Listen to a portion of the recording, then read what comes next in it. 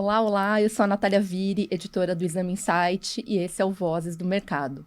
Nos últimos episódios eu já estava aqui com vocês na bancada, e a partir de agora eu assumo aqui a bancada do Vozes do Mercado, no lugar do Guilherme. Guilherme era o nosso repórter, está nos deixando aí para alçar outros voos. Eu vou aproveitar para mandar um beijão para o Guilherme, desejar muito sucesso para ele nos novos desafios e agradecer o trabalho que ele fez aqui na Exame.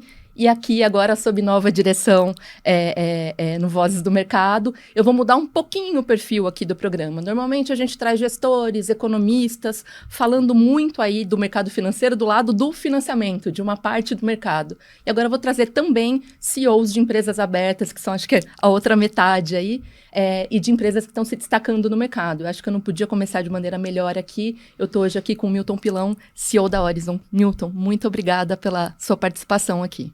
Oi, Natália, obrigado. Obrigado a você pelo convite. É um prazer estar aqui. Sou admirador da Exame, então nada mais gostoso de estar aqui batendo um papo com a revista. Brinquei aqui com o Pilão que a primeira vez que eu falei com ele foi antes do IPO ainda, que foi em 2021, e essa é a primeira vez que eu estou vendo ele pessoalmente. A gente já conversou várias vezes. Verdade, ele não é um avatar, ele existe de verdade aqui. Eu vou fazer uma breve apresentação da Horizon, provavelmente vou ser muito simplista, o negócio tem várias camadas aqui, mas eu vou apresentar da maneira mais simples. A Horizon é uma empresa que faz tratamento de lixo. É um negócio que à primeira vista pode parecer super pouco sexy. A gente tem um problema no Brasil, que é a questão dos lixões, do tratamento correto de resíduos aí, né? Perfeito. E a Horizon nasceu para consolidar esse mercado de aterros sanitários, que é muito fragmentado, e isso por si só já é uma linha de negócios aí, né? De fazer esse tratamento correto do lixo, que tem o seu fluxo de receita. Mas o que é mais legal na Horizon, e isso o Pilão me explicou muito, muito logo de entrada, antes deles inclusive abrirem o capital, é que o lixo, na verdade, é a matéria-prima para você gerar mais valor em cima do lixo, né? Horizon, valorização de resíduos, por isso.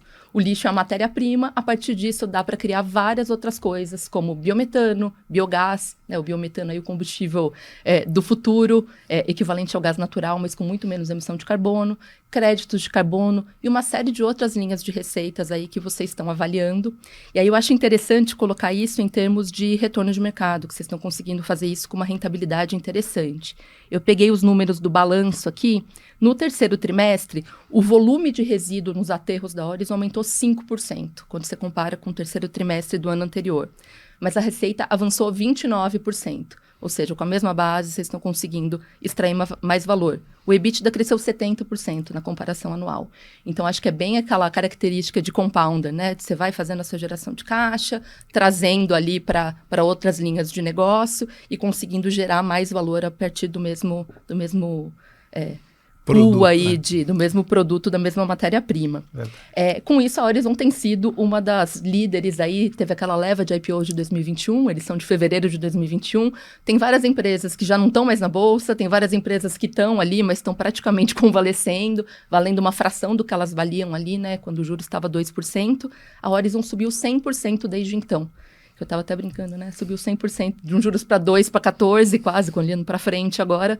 É uma valorização bastante expressiva. Então, é uma empresa que tem se destacado bastante, está como destaque entre as small caps de várias casas de análise, de vários sell sites. Falei muito aqui. Pilão, eu vou pedir para você contar um pouco mais, de maneira mais ampla, como funciona a Horizon. É um modelo de negócio diferente, é um modelo de negócio, acho que pioneiro. Não só no Brasil, acho que tem pares internacionais, mas vocês viram, um mercado aqui. De onde veio a ideia? Como começou? Qual que é a ideia? Me conta um pouco mais de você e da Horizon. Bom, eu acho que a gente, na verdade, ele não é um modelo que não existe no mundo, ele é um modelo tropicalizado, como eu chamo. Você hoje tem grandes empresas americanas listadas, Waste Management, Republic Services, são empresas gigantescas que consolidaram o mercado americano via a propriedade de aterros, então um pouco do mesmo modelo de negócio. Lá fora elas fazem outros serviços conexos ao Waste Management, que é coleta, varrição, serviços urbanos que quando a gente tropicalizou o modelo para o Brasil, a gente ficou fora desta parte do negócio. Porque o Brasil ainda tem ainda, né, uma diferença que é lá fora você cobra a coleta ou a varrição diretamente do usuário. Aqui não, aqui as prefeituras são as que pagam isso e o serviço não é muito regulado, não tem pagamento regular, então a gente preferiu ficar fora desta área. Acho que foi um grande acerto, porque a gente conseguiu focar todo o nosso capital, atenção e desenvolvimento na área de negócio, que inclusive para as empresas lá fora, que tem até outras áreas no seu portfólio, é o principal driver de crescimento, é o principal alavancador do múltiplo e do valor dado aos acionistas lá fora. Então acho que a gente pegou aquela extrato das principais, das grandes empresas benchmarkeadas lá fora e trouxe para cá. Acho que foi um pouco essa cabeça. E essa era um pouco uma preocupação de governança também, porque tinha tido alguns problemas de algumas empresas. Putz, quando você falava lixo aqui no Brasil, eu lembro que quando teve o IPO era, nossa, mas será que não tem problema de contrato com o poder público? E foi uma coisa que vocês fugiram bem, né? Também, exatamente. Tem esse outro motivo também, que também impacta na governança, compliance, tudo daqueles contratos específicos. Então aí a gente fica aqui desse outro lado, e aí quando você olha essa porção do negócio, é um negócio que pelo menos a nossa decisão de entrada lá atrás, foi uma decisão, é um negócio que eu enxergava uma criação de valor para acionista muito diferenciada. E um pouquinho você tocou agora na tua introdução sobre isso. Isso é um negócio que ele parte de um negócio de alta barreira de entrada, que é a propriedade de aterro sanitário. E isso não é só no Brasil, isso é no mundo inteiro. Os Estados Unidos para você licenciar um aterro sanitário no Brasil leva 10 anos, nos Estados Unidos leva 12. Caramba. Então, neste caso, não é burocracia brasileira. Necessita um processo de licenciamento complexo. Dito isso, é que nem você ser dono de uma hidrelétrica. Depois que você licencia, ela tem uma vida útil gigantesca e ela acaba tendo uma receita perene, essencial, não cíclica, porque o lixo é gerado diariamente, todo dia, independente de crise política, econômica, taxa de juros ou o que quer que seja. Então, tem esta parte do business que protege toda a cadeia de valor dela, que é muito importante e é onde começa o negócio para garantir a matéria-prima. Então, esta é a primeira parte. E aí ela se une com dois outros temas que fazem aí, acho que o bolo completo da beleza do negócio. O segundo é o crescimento orgânico atrelado a um aterro sanitário. Então, uma vez que você é proprietário, passa por essa primeira etapa da barreira de entrada, está lá receitando o gate fee para destinar corretamente, você pode pegar aquele lixo, usar de matéria-prima, investir numa indústria dentro daquele mesmo ecossistema ali no ecoparque e começar a multiplicar a receita e EBITDA e lucro em cima do mesmo lixo, sem ter que comprar um novo aterro sanitário. Então você cria uma possibilidade de ter um negócio de infra, com perenidade, garantia de receita, essencialidade, com um negócio de crescimento orgânico forte, que normalmente não é o normal para um negócio de infraestrutura. E os contratos nos aterros, eles são firmados com as prefeituras ou com as empresas também? Como que é a composição? Depende do gerador de resíduo. Hoje é um mix disso, mais ou menos, só para deixar mais leigamente explicado, hoje o lixo domiciliar, quem é responsável uma prefeitura, ela contrata uma empresa de coleta terceira e ela me paga em reais por tonelada, por cada tonelada de lixo que entra lá. Tá bom. Todo o resto, prédios, grandes geradores, indústrias, shopping centers, prédios desse tamanho, qualquer gerador maior que uma residência ou indústria paga diretamente. E aí tem que contratar também um coletor e paga lá diretamente. Essa é a primeira parte do negócio que eu chamo de gate fee, que é a parte que o aterro em si receita para quê? Para pegar aquele resíduo, que é um passivo, que se for jogado num lixão vai gerar chorume, gás metano e todos os passivos ambientais e de saúde pública, e vai fazer isso de maneira correta, tá? Com tratamento.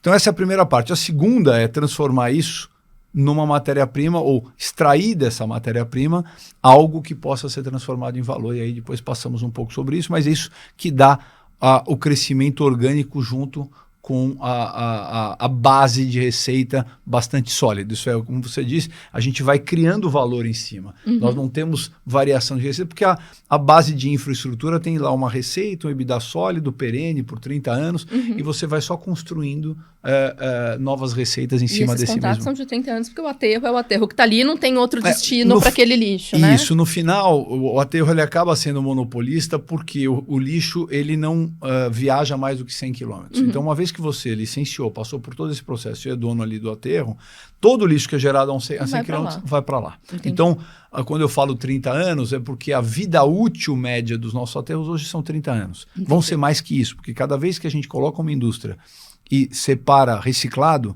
eu deixo de aterrar uma parte dos resíduos. E essa vida útil aumenta. Então, são projetos de alta vida útil que você vai gerando valor em cima e esse valor gerado vai também por toda a vida útil do projeto. E por fim, é o que eu falo, você tem o vento de cauda. Você está fazendo um negócio que é para resolver um passivo ambiental.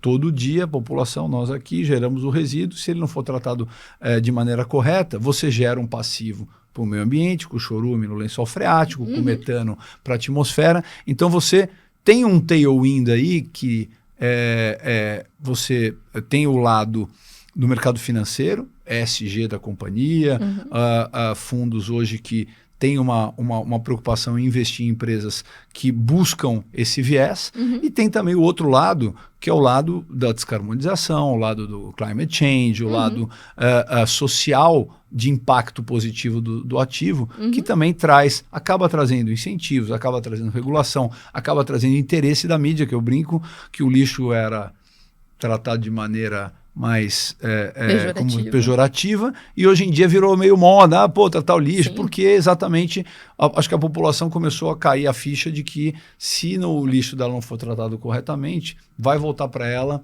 algum passivo, seja através de mudança climática. Se saiu de casa, foi para algum lugar, ele não some. Ele não some, e ele vai voltar. Exato, essa consciência. E principalmente porque você tem hoje uma perspectiva de até 2050 aumentar em 50% a geração de resíduos no mundo. Isso o problema já é grande. Países como o Brasil, que nem conseguiram tratar 100% do seu lixo atualmente, vão cada vez mais ter lixos. Lixo sendo gerado. Então, esse é um problema a ser resolvido. Eu acho que é um ESG muito na prática aqui, muito né? Um negócio na prática. Não eu brinco, tem um ESG fadas e unicórnios, esse não é o ESG fadas e unicórnios, é o ESG no core business mesmo aqui. É isso. Então, acho que um bom jeito de falar da Auris vai descendo na cadeia de valor de vocês, pra gente ir entrando nessas linhas de receita que vocês têm, né? Então, eu queria começar falando sobre os aterros. Vocês começaram, se eu não me engano, no IPO com 5 aterros, foi isso? 5 aterros, perfeito. Logo em seguida, vocês fizeram uma aquisição bem importante de ativos da Estre, foram para 12, lá em 2022. Tem comprado novos aterros, desenvolvido novos aterros, vocês estão em 17. Sim. É um mercado muito fragmentado, é um mercado que dá para crescer bastante. Como é que está o apetite de vocês para trazer mais resíduos, para aumentar esse volume? Acho que um bom jeito de perguntar isso, talvez, o que vocês veem em termos de volume daqui 5 anos? Como é que vocês estão olhando esse apetite de M&A? Tá.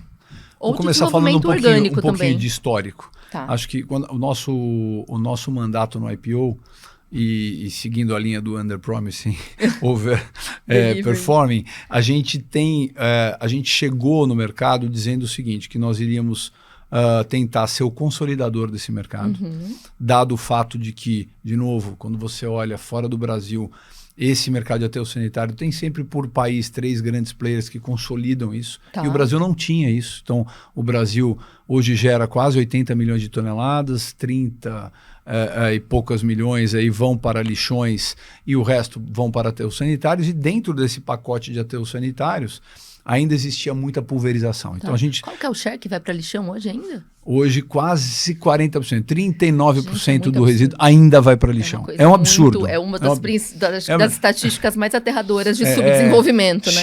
X mil estádios de futebol por dia, X mil piscinas olímpicas de chorume indo para o lençol freático todo dia.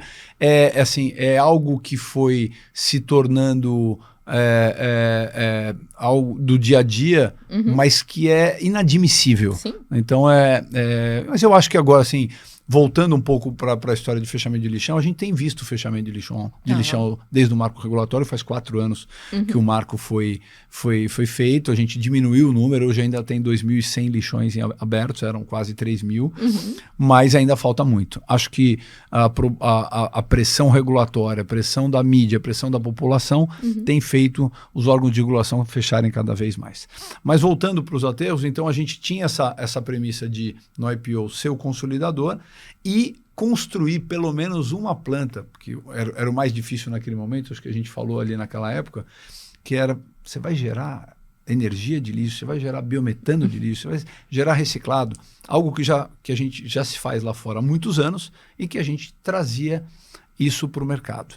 O mercado naquele momento tirou completamente fora do preço e falou, tudo bem, deixa eu ver você fazer. E a gente também, dentro do mandato, falou, vou construir uma de cada uma, para montar quase um template de Ecopark, que está aqui pertinho, perto de Campinas. É o de Paulínia, né? É o de Paulínia, onde a gente tem uma indústria de cada valorização, para que o investidor possa ir lá e falar, bom, ele, de um lado, vai comprando aterro, do outro lado, ele vai transformando cada um desses aterros em Ecopark e multiplicando o valor daquele negócio. Quando vocês foram ao mercado, era meio, compraram a tese de consolidação, beleza, vocês vão trazer mais matéria-prima aí para vocês, tratar lixo, e era uma opcionalidade o que vocês iam fazer na valorização, era mais ou menos isso. Exatamente.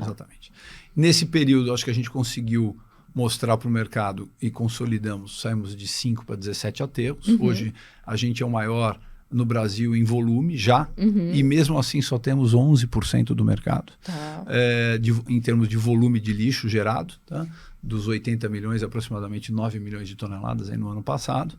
E do outro lado, a gente construiu uma planta de cada um e botou para operar, mostrando para o mercado que a gente conseguia montar aquelas plantas no OPEX, no CAPEX necessário, e com a geração de caixa esperada no business plan. Aquela diferença entre business plan e realidade. Sim. E a gente, então, conseguiu entregar na vírgula as plantas que a gente se propôs a entregar. E agora, a gente está num mandato, obviamente, de réplica do template de valorização nos outros 16 ecoparques, o que traz um crescimento orgânico gigantesco para a companhia se a gente não comprasse nenhum aterro nos próximos 5 anos. Então a gente vai continuar, a gente cresceu aí desde o IPO num CAGR da ordem de 35% a 40% ao ano, e agora vai continuar crescendo pelo menos nesses níveis ou acima dele, só com o crescimento orgânico em cima dos nossos 16 ecoparques. Não quer dizer que a nossa estratégia de M&As não esteja ainda pronta para trazer mais aterros para dentro.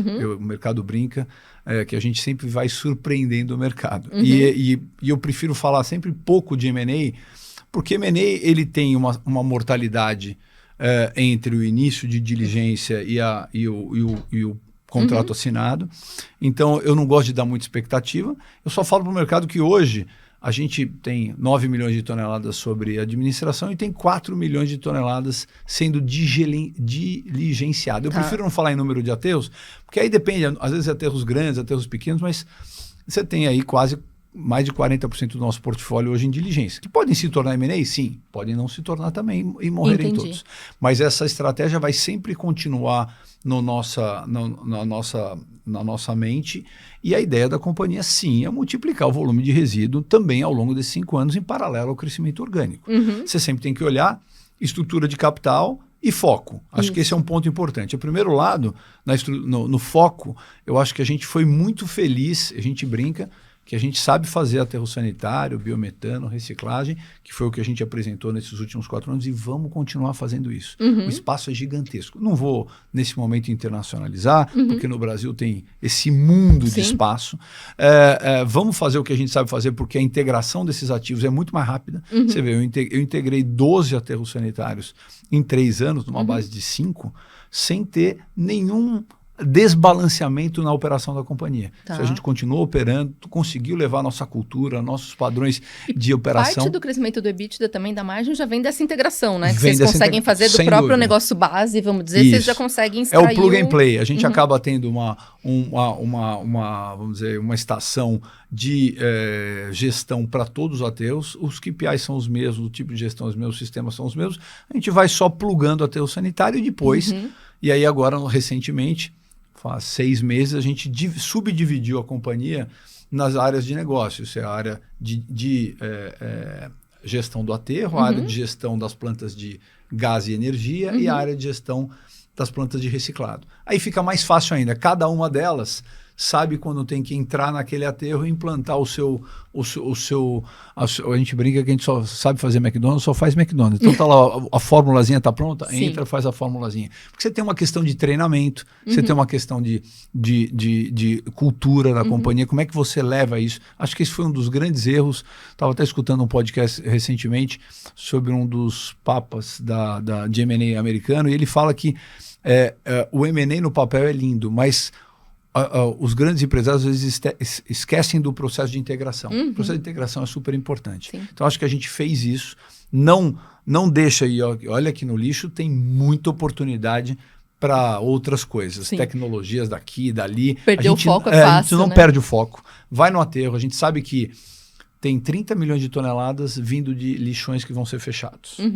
Tem muitos aterros aí hoje, como eu disse, que estão hoje pulverizados, sem estar dentro de uma grande companhia, e, portanto, potenciais de M&A. Então, já tem muita coisa para brincar aqui. Então, a gente foca nesse mercado, que vai ainda trazer muitas toneladas de lixo para a gente. E a parte boa da história, que eu sempre falo, a gente é uma empresa que não tem pressão por M&A. Tá. Porque o viés de crescimento orgânico está contratado pelos próximos 5 anos para multiplicar a companhia por 4, 5 vezes.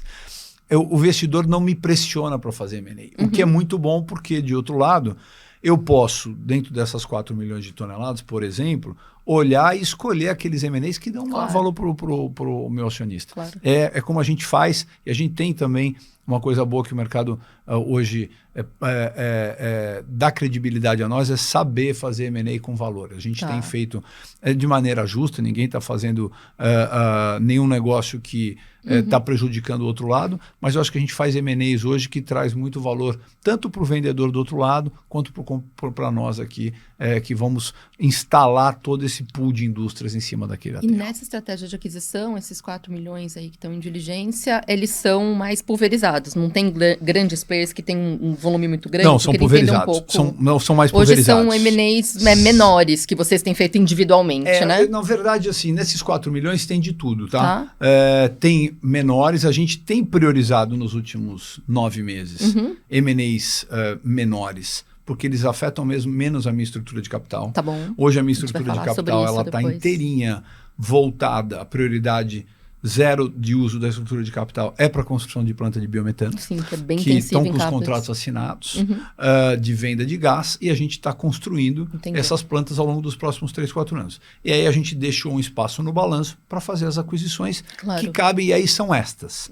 É óbvio que a gente pode pensar em uma estrutura de capital diferente ao longo do tempo.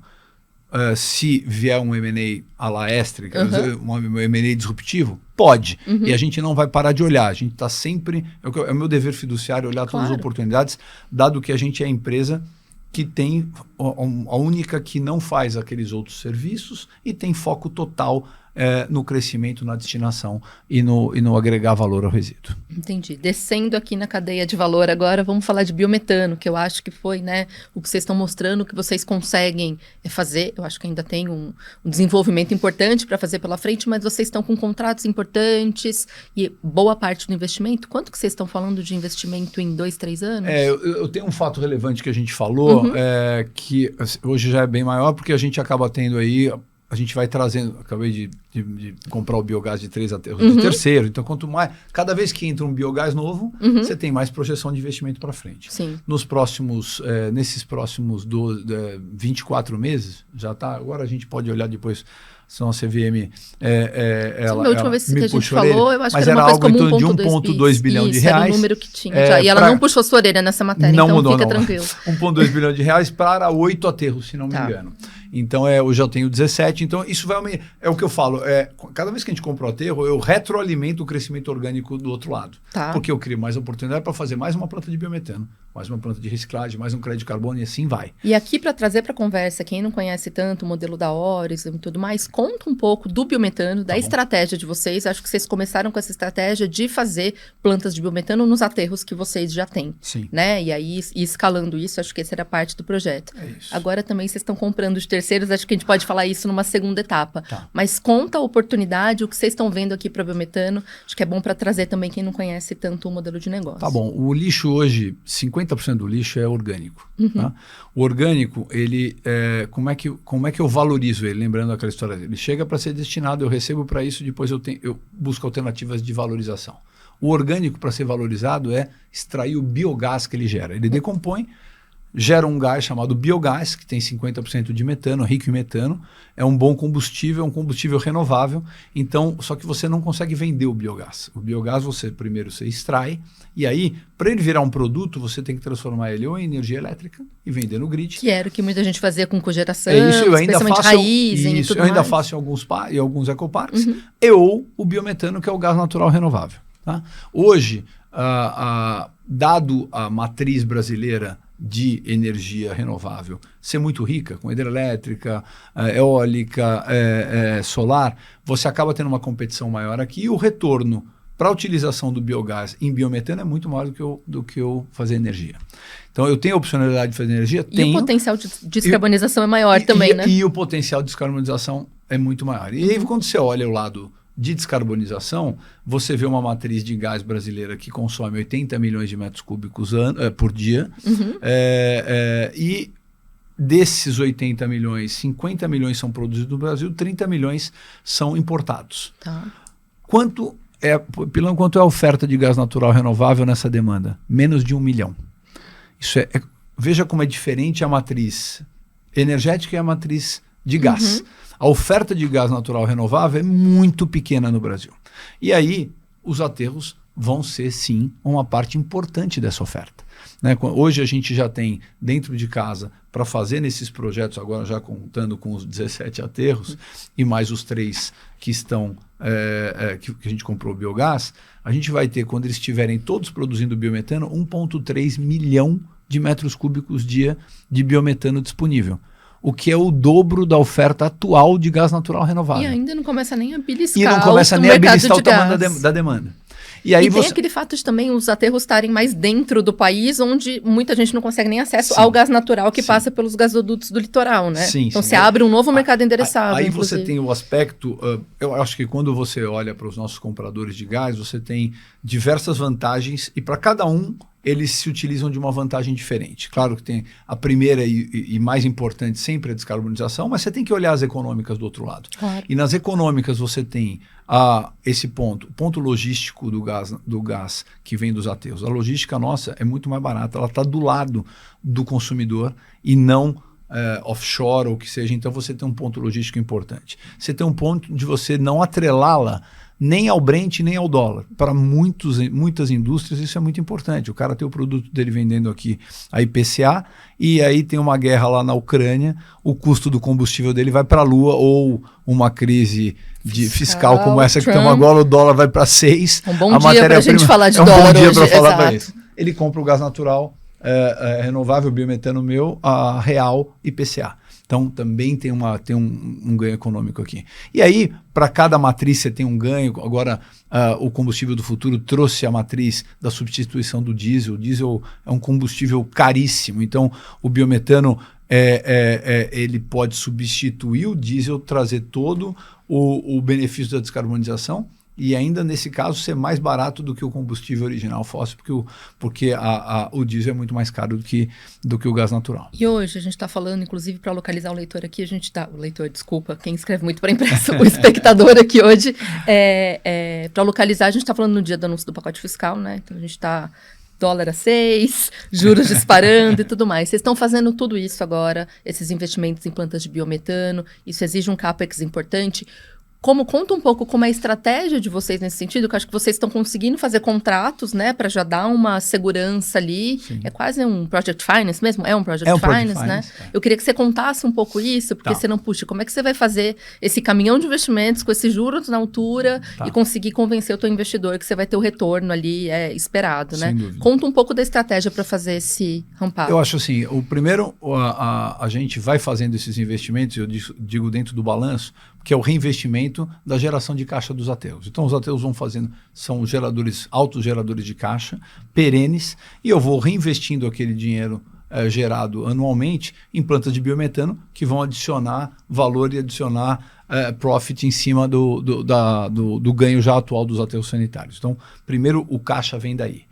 2, a gente tem hoje, a gente não parte nenhum projeto de biometano sem o contrato firmado take or pay. Então é um project finance puro. A gente vende hoje o biometano por 10 anos, take or pay, para um tomador, e aí você tem desde distribuidoras de gás até comercializadoras, até indústrias finais. Então o take or pay está sempre com um tomador lá AAA do outro lado.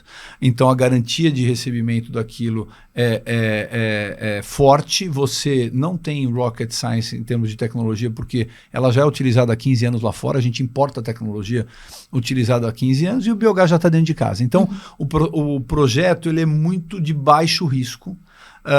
O que me permite mostrar que esses investimentos vão trazer um alto retorno de capital à companhia. Então, por isso que a gente tem quando eu falei a prioridade está no investimento do biometano, exatamente por essa conta econômica. Onde eu me financio normalmente?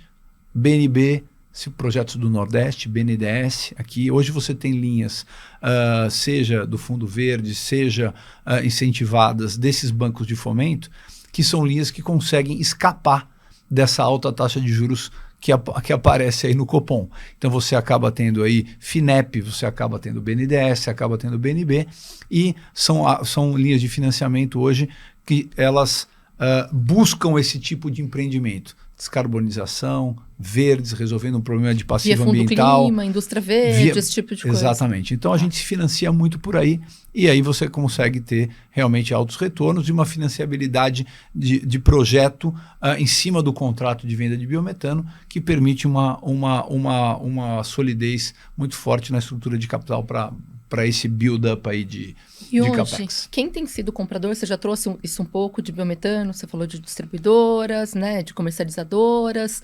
Quem tem sido comprador e como é o preço disso hoje? Tem prêmio no biometano em relação ao gás natural? Tem essa coisa da substituição do diesel? Talvez se você quiser contar um pouco também sobre, entrar um pouco mais no combustível do futuro, né, essa lei que foi aprovada esse ano. Olha, hoje você tem um prêmio em relação ao preço do gás natural no biometano, e esse prêmio vem por algumas razões que eu falei agora há pouco aqui. Isso seja pelo ganho da moeda, pelo ganho da descarbonização. Isso muitas indústrias fazem a conta em cima do que ela teria que gastar para descarbonizar a sua indústria para alcançar aquelas metas, e ela pode economizar mesmo pagando um prêmio do biometano quando ela troca a matriz. Então você tem várias contas econômicas que permitem esse prêmio, e obviamente uma lei de demanda e oferta no mercado. A demanda hoje é muito maior do que a oferta de gás natural renovável. Sim. Então, a situação para a Orizon, quando ela põe um gás natural, um bid de gás natural que ela vai produzir no mercado, ela acaba tendo 2, 3, 4 compradores interessados naquele gás, porque as indústrias todas hoje estão buscando a descarbonização e tem falta de oferta. Então, acho que é um pouco isso. Do lado do combustível do futuro, e a gente não explorou isso ainda, porque tudo que eu disse até aqui, a gente não contava com a lei do combustível do futuro. A lei do combustível do futuro, ela traz mais um vento de cauda importante. E onde está esse vento de cauda? Ela abre a perspectiva de usar o biometano para logística, né? É algo que, de novo, se você olhar os Estados Unidos e a Europa, é feito com boa parte do biometano, substitui diesel na logística. O Brasil ainda não tinha dado esse passo, porque é muito óbvio o fato de você substituir um combustível que, quando você equaliza o diesel para preço em metro cúbico de gás natural, ele custa 2 vezes o que o gás natural custa. Então, você ainda substituir, ter um ganho no preço e ainda trazer uma forte descarbonização, como acontece com o diesel, é algo muito importante. Obviamente, faltava infraestrutura, que eu acho que o combustível do futuro trouxe para isso. Não só a obrigatoriedade, que eu acho que você, de novo, empurra a demanda. E começa a valer em 26, é isso? Começa a valer em 26. Gradual a partir de 26, exatamente. Né? Vão ter os corredores, os principais corredores rodoviários, e o Brasil é um país muito rodoviário, porque o que atrapalhava, o que atrasava esse movimento? A falta de você ter estações de como postos de gasolina, só postos de gás ao longo do trajeto desses grandes corredores logísticos brasileiros. Isso vai ser feito a partir de 2026, então você passa a ter a tecnologia de caminhões, já existe hoje, os grandes fabricantes de caminhões já fazem hoje caminhões preparados para andar com gás natural, então eu acho que é uma avenida muito importante que abre para nós também a partir de agora. Isso é importante para quem não conhece, né, que biometano e gás natural é a mesma coisa, né? Ali você tá a mesma molécula, tá tudo preparado para receber, não tem nada que você precise fazer ali. Se aceita gás, aceita o biometano. Perfeito. Tanto, por exemplo, eu tenho contratos vendidos para distribuidora de gás, onde eu injeto na tubulação no mesmo lugar do gás natural. A ANP regula isso e a ANP regula o biometano como regula o gás natural fóssil pela mesma composição. E vocês estão fazendo esse ramp-up, hoje está para 8 aterros, certo? É... E vocês querem chegar até os 17? Não, nós vamos fazer em todos os aterros. Né? Ao longo da jornada... Hoje já tem contratos fechados para fazer em 8, Hoje a gente já tem contrato fechado para fazer em 4. Mas esses 4, voltando em números grandes, que eu acho que é importante falar em volume de gás. Hoje a gente tem, então, 1,3 milhão de metros cúbicos por dia de capacidade para fazer, e não são nos 17, são em 15, mais os três de terceiros, tá bom? E aí vocês fizeram esse contrato também para comprar, acho que para quem não conhece, fizeram um contrato para comprar biogás de outros aterros, né? Aterros, acho que foi em Curitiba e aqui no interior de São Paulo. Exatamente, Ribeirão Preto. Vocês devem fazer mais contratos desse tipo? Qual que é a diferença? Fala, poxa, você está fazendo em 4, você tem 17 aterros, você está comprando biogás de outro aterro aqui. Eu queria entender um pouco, até para entender o tamanho desse mercado que vocês estão olhando, né? Tá. Eu acho que assim, quando a gente criou a divisão de biometano, standalone do lado da divisão de aterro, é para ela colocar dentro dela toda a expertise que nós construímos nos últimos 10 anos, seja de recuperação do biogás e produção do biometano. Quando você tem isso, você tem que olhar todas as oportunidades na mesa. Tem muitos hoje aterros brasileiros que o empreendedor que está ali, ele não tem o know-how para fazer aquilo, ele não tem o dinheiro para fazer aquilo, ele não tem a tecnologia para fazer aquilo. Então, foi esse caso, oportunisticamente ele apareceu para nós. É óbvio que a nossa prioridade em M&A é sempre compra de aterros. Mas neste caso, ela apareceu, a gente tinha ali um momento importante para fazer o negócio e fizemos o negócio. Não acho que será um drive de crescimento de biometano relevante dentro da nossa estratégia. A nossa estratégia é continuar comprando aterro para gerar biogás e não comprar só o biogás. Esse caso, acho que foi um caso oportunisticamente. Pode surgir uma coisa ou outra, mas não é uma via. Não é uma via forte de crescimento que a gente deve replicar. Entendi. Outra parte muito interessante aqui na estratégia de vocês são os créditos de carbono. Sim. E aí, acho que a última venda que vocês tinham feito tinha sido em 2021. E agora, esse ano, vocês fizeram novamente uma venda, se eu não me engano, em agosto, certo? Mais ou menos. Acho que vocês não falaram valores. O mercado estimava alguma coisa como 30 milhões. De toneladas de crédito. Exato. Conta um pouco sobre a geração de créditos de carbono. Eu acho uma coisa que é interessante, assim, é margem na veia, né? Porque você não tem um custo associado a um crédito de carbono, já está ali, você já teve a redução de emissão, é basicamente uma receita extra. Por que essa demora em conseguir as certificações e como vocês estão vendo essa avenida de crescimento em crédito de carbono, que é uma opcionalidade muito olhada pelo mercado, né? Muito. Acho que muito provavelmente é uma das perguntas que você mais ouve. Eu queria entender um pouco como está essa linha. Primeiro eu vou só... Eu acabei de voltar de uma conferência em Londres e acho que isso é importante com investidores. O crédito de carbono, ele é uma opcionalidade e uma receita carismática da companhia. Mas ele não representa algo que tenha a importância econômica que às vezes ele possa aparecer, porque muitas vezes eu vejo uma reportagem da Auris, crédito de carbono, crédito de carbono. O crédito de carbono hoje representa 5% da nossa receita e na maturidade vai representar algo entre 5% e 7%. Isso aí, ele não é algo Mas relevante. aí mais pelo crescimento que vocês têm contratado do que necessariamente pelo... Né, vai crescer o crédito de carbono, mas vai crescer tanto mais o resto que... Isso. O crédito de carbono, ele é uma adicionalidade que a gente coloca, principalmente no início de construção do aterro. Ele é um mercado que ele teve modificações significativas ao longo dos últimos 4 anos, né? E por isso que a gente mantém ele como uma opcionalidade e adicionalidade e não como algo que seja um pilar, como o aterro sanitário, como o biometano e como a reciclagem. Isso eu digo porque você não pode depender de uma receita que sofre com tantas modificações regulatórias mundialmente, não é nem brasileiras. Sim.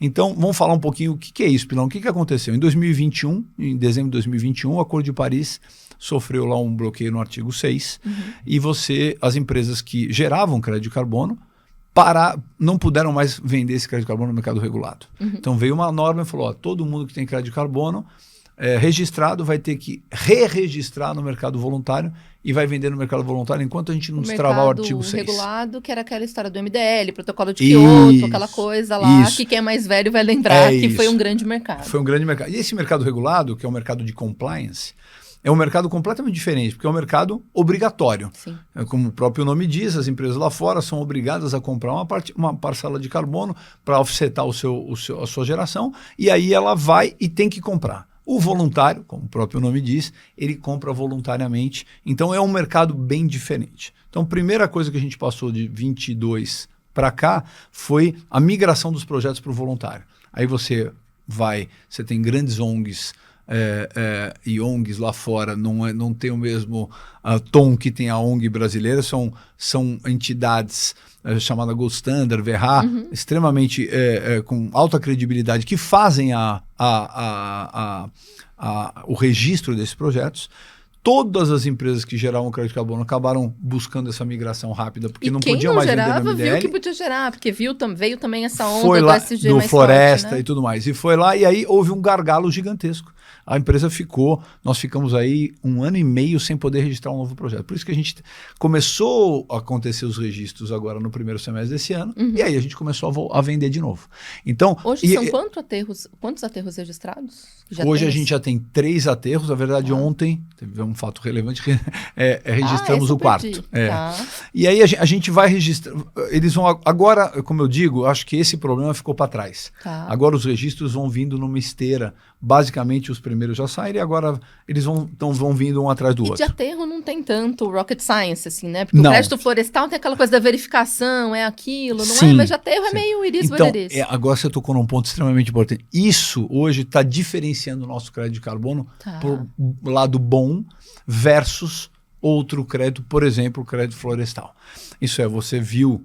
Também quem lê na mídia aí viu que no primeiro semestre tiveram alguns problemas de credibilidade com o crédito florestal. E aí isso acabou trazendo para o mercado uma necessidade de auditoria e compliance nos créditos muito maior.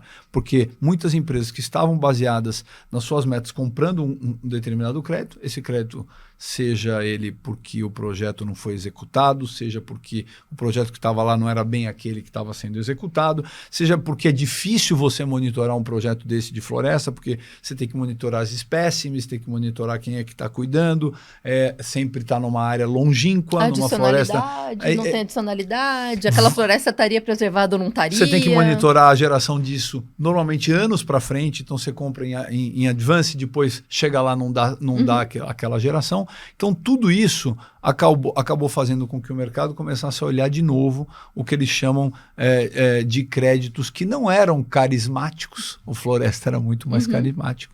Mas agora são críveis, são créditos com alta credibilidade. Quem são? Os créditos de aterro sanitário e os créditos de indústria, principalmente a indústria que tem aí um crédito de gases perigosos. Por quê? tanto os aterros sanitários quanto as indústrias de gases perigosos, elas acabam gerando um gás, no caso nosso, metano. O metano é 32 vezes mais nocivo do que o CO2. O gás nítrico gerado por algumas indústrias é 250 vezes mais danoso do que o CO2. Então, CO2 é melhor atacar essa aqui. Multiplicação, né? O que os caras olharam? Olha, isso aqui pode não ser tão sexy, mas isso aqui ataca o problema ambiental de verdade, rapidamente, nessa curva necessária até 2030, e além de tudo, eu tenho certeza que ele vai sair, porque o meu crédito hoje, se a gente for lá, neste momento, largar a entrevista e ir num dos aterros, você vai lá um sistema de monitoramento que eu sei quanto gerou de crédito de carbono, porque eu sei quanto gerou de biogás, às 3,02 de hoje, em qual ecoparque, aonde foi. Grosso modo, em vez de virar metano na atmosfera, virou biogás. É isso, É né? isso. Tá. E ele está saindo por uma tubulação e medido 24 horas, e monitorado 24 horas.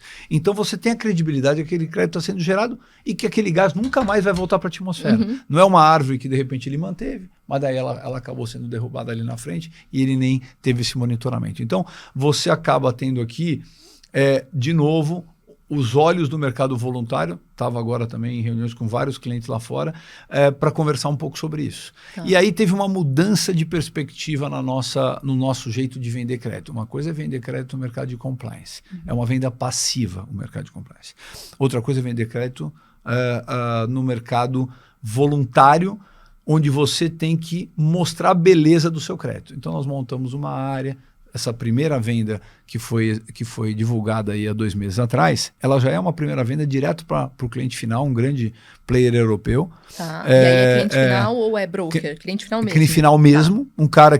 Uma empresa que basicamente ela tem uma meta e vem fazendo isso nos últimos anos e vai fazer isso para os próximos, de ter que offsetar entre 8 e 10 milhões de créditos por ano. Então, é o tamanho do cliente. Uma meta voluntária, uma meta voluntária assumida publicamente, e ele busca ter créditos críveis. Então, a gente teve uma primeira reunião, e aí você tem todo um processo, porque ele vem visitar o crédito aqui, ele vem fazer uma análise de governança, o que ajuda a gente a ser capital aberto. Ele vem fazer uma análise de credibilidade do crédito e ele vem fazer uma análise de adicionalidade social. Esse é um nome diferente, mas que está aparecendo muito lá fora. E como vocês mostram isso? A gente tem o Instituto Horizon.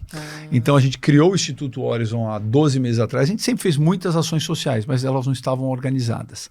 Criamos o Instituto Horizon com sua missão, e a missão do Instituto é basicamente a integração para o mercado de trabalho daqueles resgatadores e criar uma profissão para essa população e, principalmente, atuar junto aos jovens. Né? Trazer tanto a escola básica dos jovens para que você crie a cultura do tratamento de resíduo, a cultura da busca de você não... ou melhor, você economizar os bens do planeta, e por outro lado, das universidades, onde a gente traz projetos das universidades para também o melhor tratamento e valorização de resíduos. Então a gente empacotou isso, e hoje o Instituto Horizon vai ao lado da nossa estrutura de venda de carbono, mostrando a missão e o que a gente entrega. A gente impactou no ano passado aí mais de 12 mil jovens nesses projetos do Instituto Horizon, e isso também é muito importante para o cliente final. Por quê? Escutei, eu não posso falar o nome da empresa, mas uma das maiores compradoras de carbono europeia, numa reunião há 2 dias atrás em Londres. Ele falou, pensa, quando vou para o mercado voluntário, eu vou por 2 razões. Primeiro, porque eu tenho uma meta de descarbonização até 2030. Segundo, o nome diz voluntário. Eu preciso fazer daquilo a razão por eu estar fazendo um bem. Então eu estou indo lá, fazendo voluntariamente. Não preciso gastar milhões de dólares por ano para comprar um crédito voluntário. Vou fazer aquilo, e aí eu, de repente, me vejo numa página da mídia de crise de credibilidade. Ele falou, isso é a última coisa que a gente quer.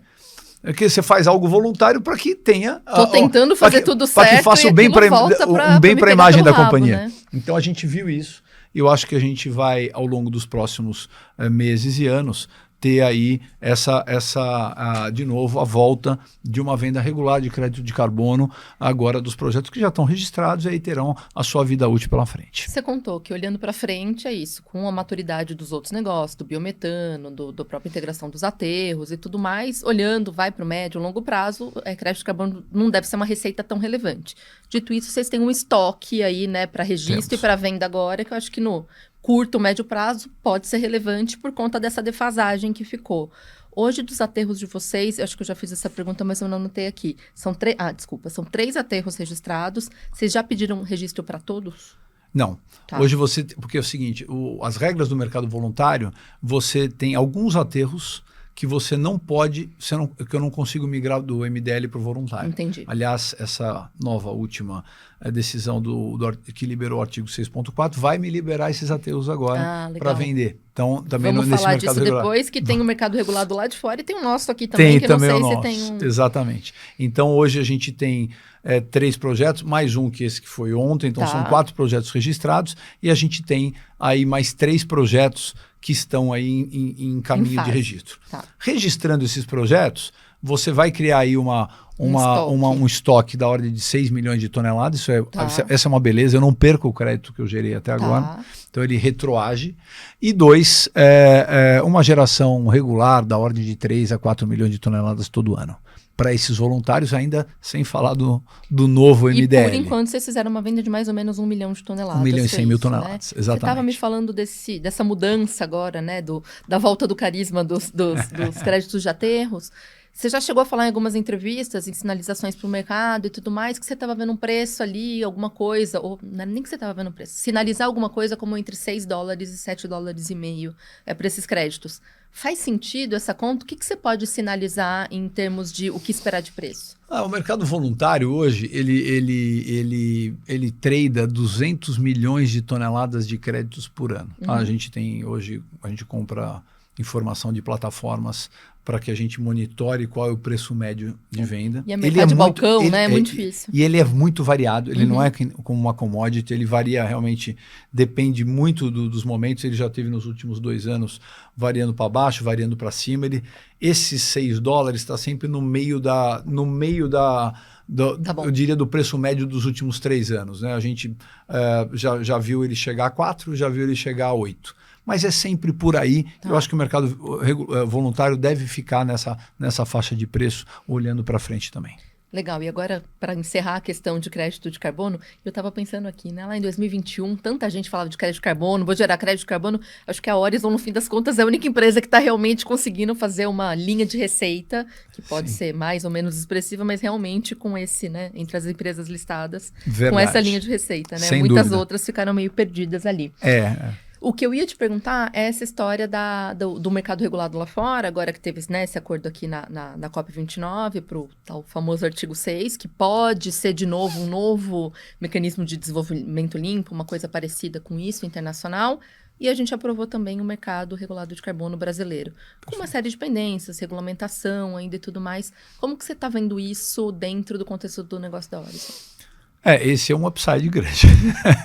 Esse pode trazer para nós uma adicionalidade que não está nessa conta que eu te coloquei aí. O brasileiro. Tanto o brasileiro como o MDL regulado. Você hoje, vamos separar os dois, liberou o artigo 6.4, aqueles aterros que eu não consegui migrar para o mercado voluntário, eu posso voltar a vender, então eu vou puxar mais um estoque e vou aumentar o volume para venda, e vou, principalmente, aí que é o ponto, vou poder acessar um mercado que paga muito mais do que $5, $6. Quando você vai poder acessar? Uma boa pergunta ainda. A expectativa, tanto para a gente não tem nenhuma expectativa disso para 2025, tanto no mercado regulado interno quanto no externo. Por quê? Porque passou agora o 6.4, mas de novo tem a regulamentação e que deve ser finalizada na COP de Belém. Tá. A mesma coisa para o crédito da lei nacional aprovada recentemente. Ainda depende da sanção do presidente, que espera-se acontecer até o final do ano, mas acontecendo também tem um ano para as partes de regulamentação, regra, né? Cap and trade e tudo mais. Então a gente pode ter, e não está nenhuma expectativa e nem em sell side, nada, pode ter uma possibilidade de chegar lá em 2026, e isso faz parte um pouco, quando eu falei para você que eu tinha 6 milhões de toneladas de crédito de carbono, hoje é um dilema dentro da companhia. Se a gente segura ele para ser vendido ali na frente e ver o que vai acontecer, porque, vou dar um exemplo, o mercado nacional diz, pelas discussões na Câmara e no Congresso, que ele vai destravar um preço da ordem de 15 a 25 dólares. Tá. O mercado regulado... No cap and trade, No né? cap and trade. Tá. No mercado regulado internacional, também está se falando, está se tradando já, mas a gente vai poder acessar também um mercado de 20, 25 dólares. E no nacional vai poder usar compensação dentro desse mecanismo? Vai de poder, cap and trade? também pode, também tem essa opcionalidade. Então ali, você está falando num preço 5 vezes maior, até 5 vezes maior do que o preço atual. Uhum. Então, aí, obviamente, você tem aí você faz conta dentro de casa. Tá. Se essa receita é uma receita que talvez no primeiro momento a gente possa não depender ou precisar dela, e é o caso, porque eu disse, ela é muito pequena ainda dentro do nosso portfólio, já esperamos até aqui, por que não esperar mais um ano, dado que se a gente não tivesse nenhuma sinalização, isso é muito recente, porque os dois fatos ocorreram há um mês atrás. Uhum. Né?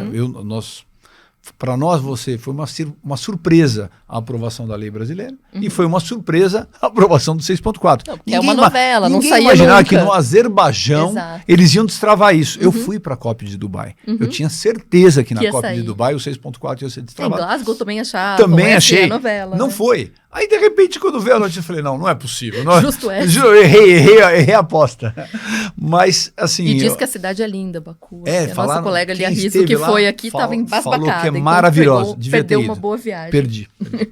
E aí, então, acho que assim, a gente vai ficar com essa opcionalidade, não tomamos a decisão ainda, se vão vender ou não, mas eu acho que é uma coisa que realmente pode trazer algo importante para a companhia ali na frente, como um upside que não está nem considerado ou contabilizado. Hoje, do estoque que vocês já têm disponível, vocês têm contratos avançados, conversas avançadas para venda desses créditos? A gente pode esperar novas receitas com carbono nos próximos meses, 2025 nos próximos anos?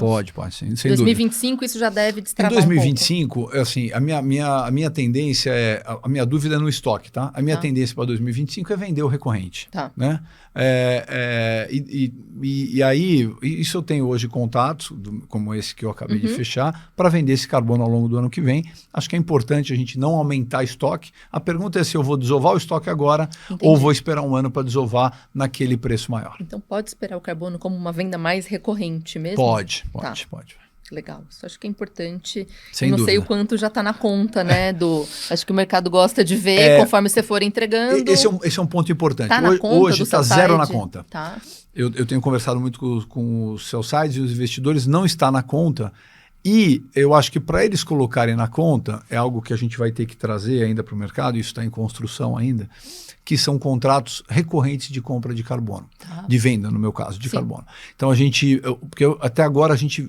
Mesmo essa última, foram contratos spot. Eu entendo o investidor, é muito difícil ele falar, mas eu vou botar na conta, aí um trimestre você vende, outro você não vende. Como é que eu faço isso? Eu entendo. Então a gente, por exemplo, esse mês aqui, eu tenho lá minha turma, todos na Europa, negociando contratos de 3 a 4 anos de compra recorrente de carbono. Então, a minha ideia é pegar um cliente como esse, que compra entre 8 e 10 milhões de toneladas, fazer um contrato com ele, ele normalmente não bota nunca todos os ovos na mesma cesta. Então, ele vai botar 1,5 milhão de créditos e fazer um contrato recorrente com ele por 5 anos de 1 milhão de créditos. Aí eu acho que o investidor vai olhar e falar, tá aí, tá contratado, é óbvio que ele vai vender isso, então fica líquido e certo. Então, acho que a gente tem essa tendência de, do mesmo jeito que a gente já fez em energia, em gás, em reciclados, deixar uma parte da receita do carbono pré-contratada à venda por longo prazo,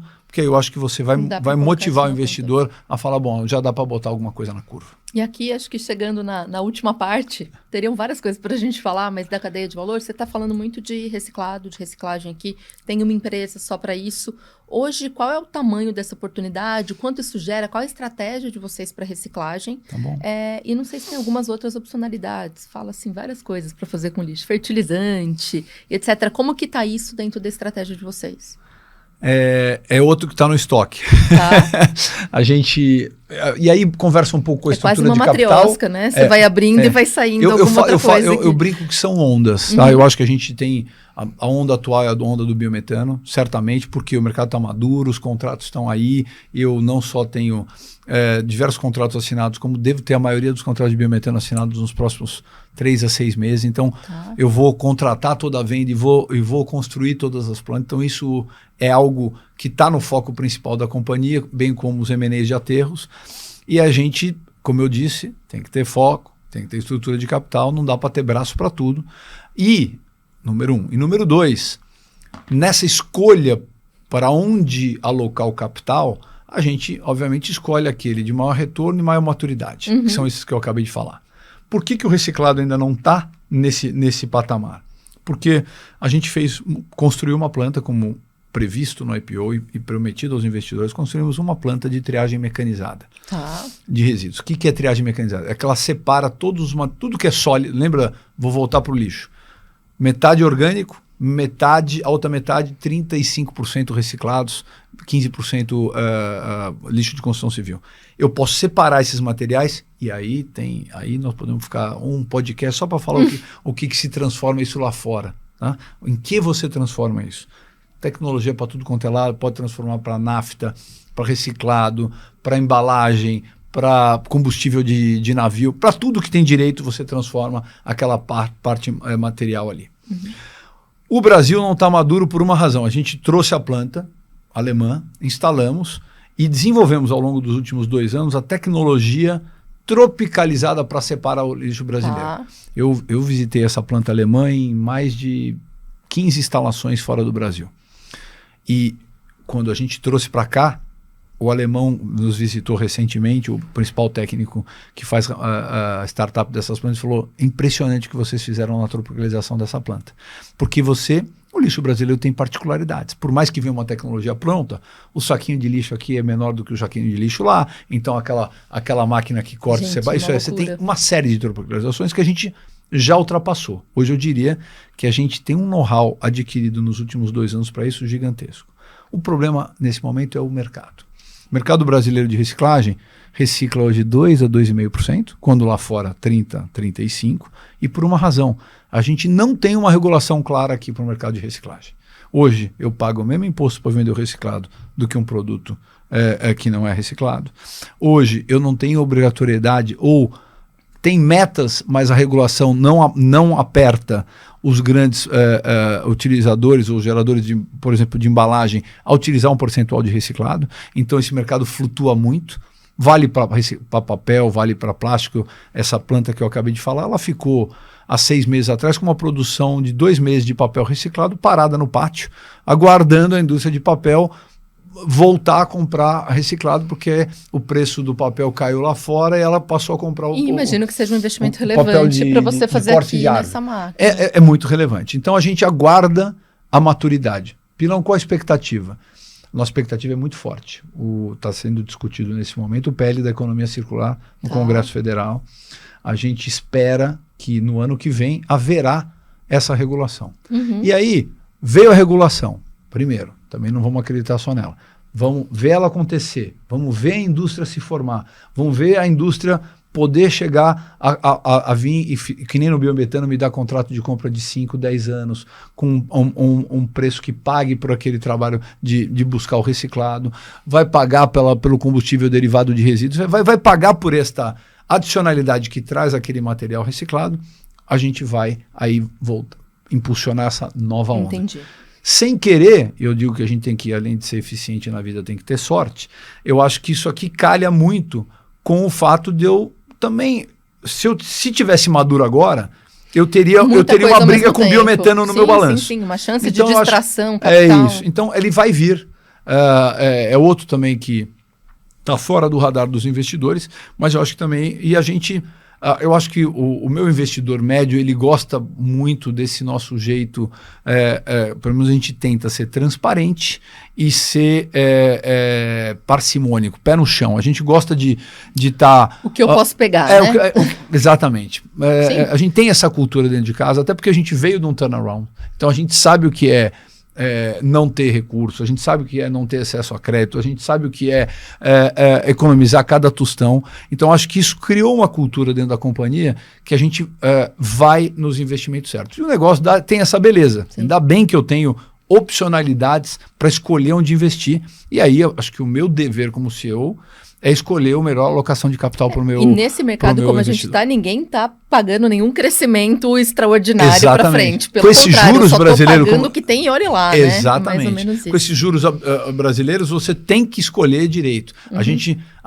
Eu acho que essa é uma beleza do porquê a nossa ação, ela mesmo num mercado tão sangrento, ela operou tão bem. Claro, além da entrega que a gente fez, você tem o lado do tamanho do retorno dos projetos que a gente escolhe. O investidor é aquela coisa, eu como saio um pouquinho de CEO, como investidor até de outras empresas no mercado de capitais na bolsa, eu sempre olho pela capacidade daquele CEO em escolher os bons projetos, porque a nossa vida é feita de escolhas, na vida privada, na vida pessoal, na vida profissional. Então, acho que essas escolhas, e quanto mais você consegue ser assertivo nas suas escolhas, ou naquelas erradas, aprender rapidamente e voltar para uma escolha certa, é o jeito que você cria credibilidade com o investidor. Legal. Pilão, infelizmente a gente está chegando ao fim do nosso tempo, poderia ficar aqui falando sobre muitos assuntos, é um tema que eu gosto muito. Tem mais alguma coisa, uma mensagem final que você queria deixar aqui para os nossos leitores, ouvintes, espectadores? Acho que a mensagem é que a Horizon independente das intempéries políticas, econômicas, fiscais ou o que quer que seja, ela se posicionou com uma missão no país em resolver o problema de resíduo, né, e trazer um retorno alto e de execução ao seu acionista. Né? A gente recentemente revisou nossas missões, nossa cultura, e a gente começou a tentar achar o que era forte na nossa cultura. Eu acho que a nossa cultura é uma cultura de entrega independente de fatores externos. Então a gente tem esse viés de estar num mercado extremamente oportunístico, né? Acho que a decisão de ter entrado na hora certa no mercado de resíduos foi muito importante, e temos aí um mar enorme para surfar aí pela frente. Espero poder continuar entregando para os meus investidores, para o acionista e para a população brasileira os resultados e as benesses que a Horizon consegue entregar. Pilão, muito obrigada pela sua presença aqui. Queria agradecer a audiência dos nossos leitores que vão ler essa matéria em Exame Insight, dos nossos ouvintes que vão ouvir no Spotify e nos nossos espectadores que estão nos vendo no YouTube. Até a próxima.